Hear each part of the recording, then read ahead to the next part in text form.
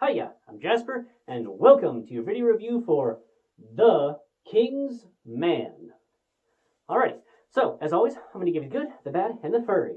To start off with the furry, there isn't any. Moving on. So, this is a movie starring Ralph Fiennes, aka Voldemort, I believe, and it's set right before-ish World War One. I knew going into it that it was supposed to be like the origin story of the Kingsman, service thing from the other two movies. But I would say skip this movie because it didn't feel so much like an origin story as an alternate history story. So some of the organization, like actually calling themselves the King's Man and having like fun code names, like that hadn't started at the start of this movie. But much of the rest of the infrastructure type of thing already had been established. And if you're going to show me an origin story, I want to see the origin, not just like the, oh hey, now we're getting awesome type of, no, just show me the origin and go from there.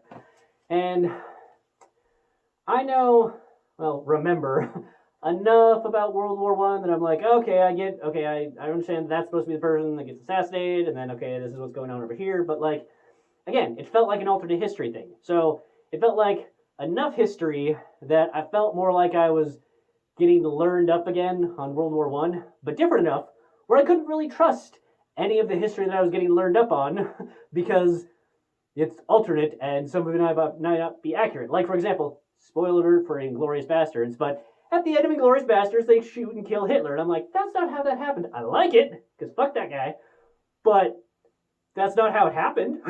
So, I mean, regardless of whatever realism was there, you can't trust it. It's fucking Quentin Tarantino, why would you? But, anyhow, getting back to this movie. So, you can't really trust the history that they're using, but it's enough where it wasn't as fun. And then, again, it was focusing too much on that. And they had a couple of fight scenes, but I don't feel like they had enough fight scenes. And they, for the most part, didn't have enough of the Kingsman feel to the fight scenes.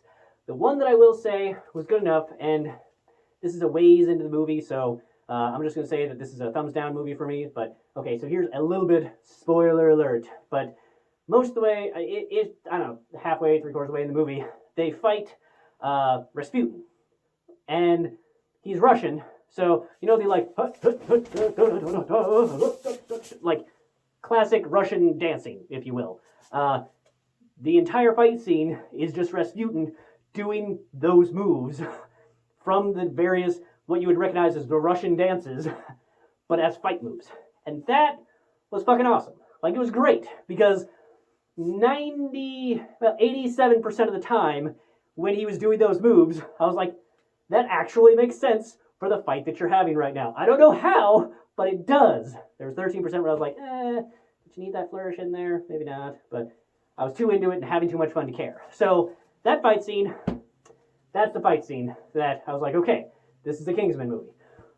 But otherwise, all the British actors that they had in it, it was enough where I was like, I had to Google, was the main actor in the first one, and they're just pretending that this is his looks just like his son? He wasn't, as far as I can tell. But it was neat that they had that continuity. I'm going to call that there. So that was fun to see. And it was, they got a little bit of the origin of the Brogues or Brown versus Rogues, whatever. That was kind of fun. But again, a lot of that had already been established, so it wasn't as fun as it should have been. So, this movie is for free right now, I think, on HBO Max. So if you have HBO Max, just fast forward until you see the Russian dancing scene, check out that fight scene, and then call it good. That's what I would say for this movie.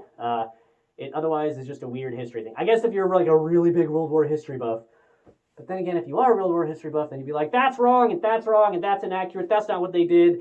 Rasputin never dance fought anybody. I don't know. So I don't know who this movie is for. So hopefully maybe it made enough at the box office that they can make another future era Kingsman, maybe. But maybe the franchise has run its course and they don't need to make any more, because they had a couple of really good ones. So maybe that's all they need. I don't know. But the acting was fine. The music was fine. The CGI, such as it was fine. It was all fine. But just not something that I would choose to watch again. So That's all I have for this one. Thanks for coming. Thanks for watching. Hope to see you at the next one. Bye.